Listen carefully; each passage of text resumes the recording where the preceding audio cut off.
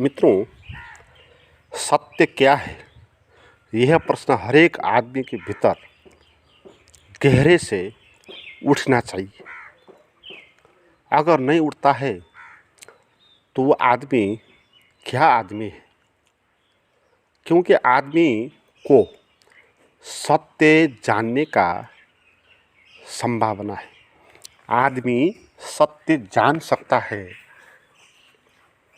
तो जो आदमी सत्य क्या है ऐसे प्रश्न नहीं करेगा और सत्य की जानने की कोशिश नहीं करेगा, वो मूर्ख साबित हो जाएगा। क्योंकि वो सत्य जान सकता था और उसने नहीं जाना,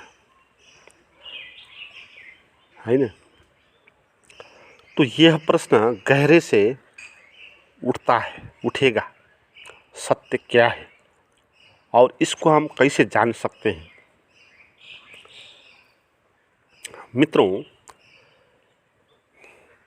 सत्य को जानने के लिए पहले हम कहाँ पर है अभी इसको हम जानें, और असत्य क्या है इसको हम जानें, और फिर सत्य क्या है पता लग जाएगा। असत्य क्या है?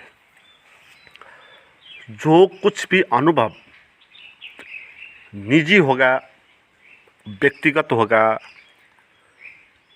और अनित्य होगा, क्षणिक होगा, वो क्या है? असत्य है। असत्य का परिभाषा क्या है? जो क्षणिक है, जो किसी क्षण में दिखाई पड़ता है फिर दिखाई नहीं पड़ता, तो वो असत्य हो गया। वो था नहीं, दिखाई ही पड़ा। अगर वो था तो उसको सदा होना था ना। जैसे आदमी है, उसका शरीर दिखता है तो बाद में गायब हो जाता है, मर जाता है, तो दिखाई नहीं पड़ता। तो ये शरीर हमारा क्या हो गया? ये हो गया असत्य। अब जो सत्य होगा वो शरीर जैसा नहीं होगा, ठीक है। शरीर असत्य हो गया ना, क्योंकि अगर ये होता तो ये सदा ही रहता। जो चीज़ नहीं बदलेगी, सदा होगी, वही चीज़ सत्य हो सकती है। सत्य का और क्या अर्थ है? जो बदलती नहीं, जो एक समान होती है। तो हमारा जो जीवन के अनुभव है, दुख, पीड़ा, दर्द, जो कुछ भी, अहंकार के कारण इत्यादि, तो ये सब अनुभव क्या है? ये सभी अनुभव क्षणिक है और निजी भी है ना। दो बातें, क्षणिक है और निजी। क्षणिक इसलिए है कि वो अनुभव आती है जाती है, आती है जाती है, तो कहीं रुकती नहीं है, स्थिर नहीं है। तो ये असत्य हो गई। और ये निजी है। निजी का क्या अर्थ होगा? कि हमारे भीतर से आ रही है, बाहर कहीं से नहीं, हमारे भीतर से ये उठ रही है, तो ये निजी अनुभव भी है। तो निजी अनुभव सत्य नहीं हो सकता। सत्य तो सार्वभौमिक है, सभी के अनुभवों का जोड़ है। सत्य अलग अलग नहीं होगा। बुद्ध को जिस सत्य का अनुभव हुआ, ओशो को भी उसी सत्य का अनुभव होगा। एक ही सत्य है।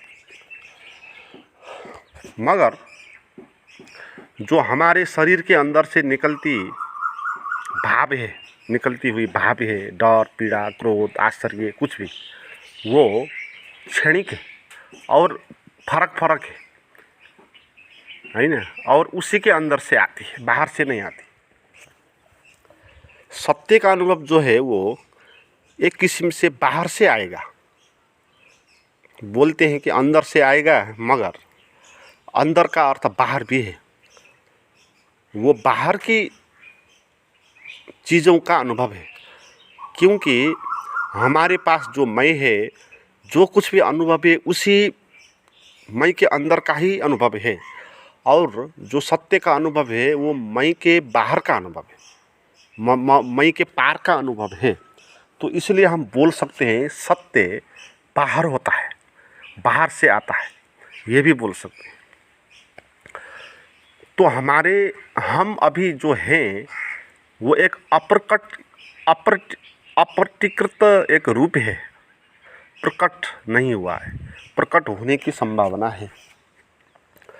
तो हम एक बीज रूप है, जैसे एक बीज होता है और उस बीज के भीतर जीवन होता है और बाहर एक खोल होता है सख्त जो उसको बचाता है, और उस बीज को प्रकट होने के लिए उस खोल को उसने तोड़ना होता है, और उसको तोड़ के जब ज़मीन से बाहर निकलेगा तभी वो बाहर की दुनिया जानेगा, जहाँ सूरज है, जहाँ हवाएं हैं, जहाँ गीत है, जहाँ नृत्य है, जहाँ आनंद है, मस्ती है। तो इस तरह का जीवन बीज टूट के वहाँ से बाहर निकल के ही जानेगा, मगर जब तक वो बीज के अंदर होगा तब तक उसको बीज के अंदर का ही अनुभव होगा, निजी अनुभव होगा। तो हमारे जो भी अनुभव है, जो विचारें हैं, वो सभी हमारे अंदर से ही आ रही है, हमारे अंदर से ही अनकॉन्शियस माइंड जो है वो हमारे भीतर की दुनिया है, बीज के भीतर की दुनिया। तो उस बीज के भीतर की दुनिया में जो कुछ भी हमने अपने अंदर डाल दिया वो सभी चीज़ें उसमें है। तो वो चीज़ें हमको अनुभव में आती है और उसी में हम जीते हैं, उसी को जीवन बोलते हैं। मगर हमारा जीवन जो था वो खोल के अंदर के जीवन था। तो 99% लोग खोल के भीतर का जीवन बाँचते हैं, उसी स्वप्न के निजी अनुभव में वो जीते हैं। जो उनको ठीक लगता है वो पाने चलते हैं और 2 पल की खुशी समेट लेते हैं, और कुछ मौज मस्ती कर लेते हैं, कुछ शराब पी जाते हैं, मन को शांत कर देते हैं, तो ऐसे मर जाते हैं। तो उन्होंने जो जीवन बाँचा है वो सब क्या था, बीज के भीतर का जीवन था। और जीवन ही नहीं था, जीवन का प्रारंभ ही नहीं हुआ, वो एक शुरुआत था। बीज क्या है, शुरुआत है, बीज अंत नहीं है। बीज तो प्रकट होने के लिए पैदा हुआ। तो जब वो प्रकट होगा, बाहर की दुनिया से उसका मिलन होगा, तभी उसकी पूर्णता होगी। वो आकाश में ऊपर तक उठेगा और फूल लगा देगा और फल लगा देगा और मस्त हो जाएगा, और फिर वो समाप्त हो जाएगा, विलीन हो जाएगा।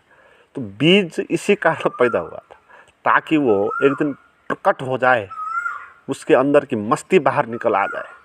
फूल उसके अंदर की मस्ती है, तो उसकी मस्ती निकल आ जाए और वो विराट जीवन में लीन हो जाए। तो जो जीवन उसका बीज के भीतर का जीवन था वो विराट के जीवन नहीं है, वो उसके क्षुद्र मौलिक निजी और क्षणिक जीवन है। तो हमारा जो भी अनुभव है, ये सभी अनुभव उस बीज के अंदर का ही अनुभव है। और सत्य को हम जानने चले हैं, तो सत्य क्या है, तो सत्य यही है, जब उस बीज से हम बाहर निकलेंगे और बाहर के जगत को हम साक्षात्कार हो जाएंगे, तब वो जो अनुभव होगा वो सत्य है। और जो बीज के अंदर जो अनुभव हो रहा है वो असत्य अनुभव। तो इसके लिए करना क्या चाहिए, इसके लिए अपने बीज से बाहर आना है। बीज जो खोल है आपका, वो खोल क्या है, अहंकार, मैं का भाव, वही खोल है। शरीर भाव, ये मैं शरीर हूँ, इस तरह बार बार कह के जो हमने धारणा निश्चित बना ली है, उससे एक सख्त खोल निर्मित हो गया, चट्टान जैसा। इसलिए एक भीतर चट्टान जैसा अनुभव होता है, हर एक को होगा अहंकार का अनुभव। अहंकार सख्त है, हमारे शरीर में इतनी सख्त चीज़ें नहीं है जितना अहंकार सख्त है। हमारे शरीर में तो बहुत लॉयल चीज़ें हैं, ब्लड है, बहुत लॉयल है, गतिशील चीज़ें, मांस है, वो भी लॉयली होती हैं, हड्डियां है, वो भी उतनी सख्त नहीं होती है, वो भी लॉयली होती है। उसको भी आप गला सकते हैं, उसको भी काट सकते हैं, मगर ये जो अहंकार है इसको आप काट भी नहीं सकते, इतना सख्त है, इतना कड़ा है। तो इस खोल के अंदर हम हैं, तो इसको तोड़ के बाहर आना है। तो कैसे आ सकते हैं,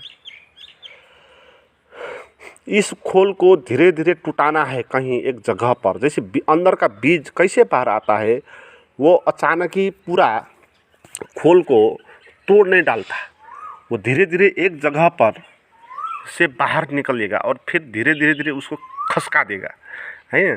तो ये कला है जीवन की एक, इसको बोलते हैं ध्यान।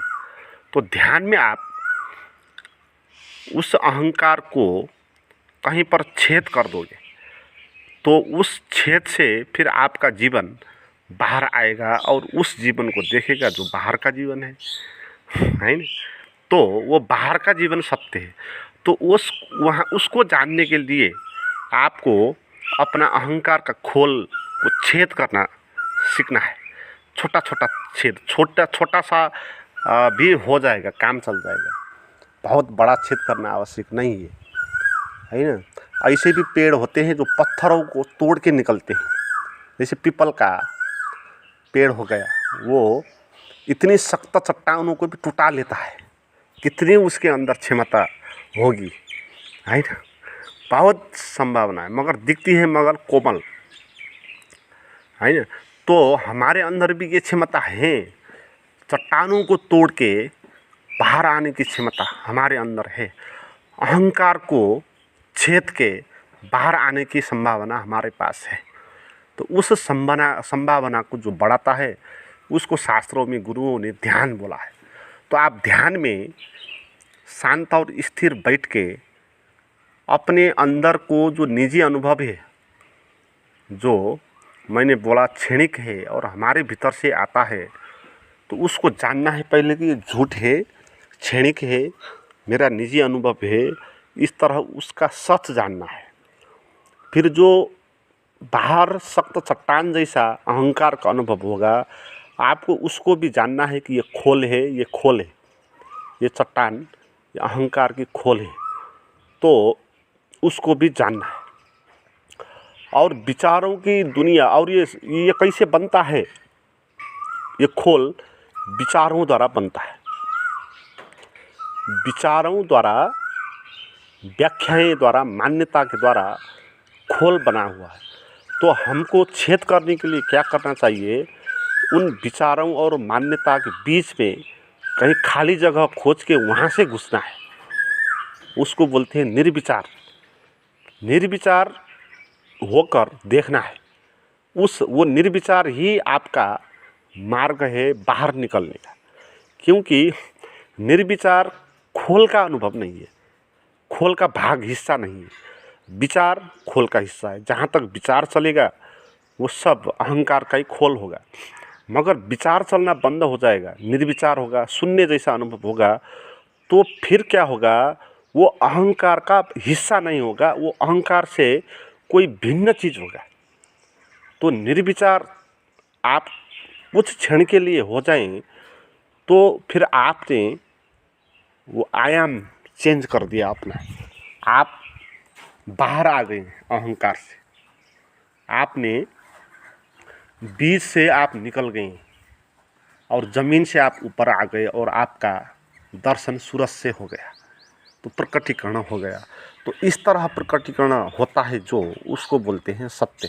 मित्रों, आप इस तरह की ध्यान की कला सीखना चाहते हैं तो मेरे पास भी कुछ ऐसे 15 प्राइवेट गाइडेड मेडिटेशन है, वो आप ले सकते हैं। उसके लिए डिस्क्रिप्शन में दिया हुआ लिंक और नंबर पे आप बात करें। Thank you.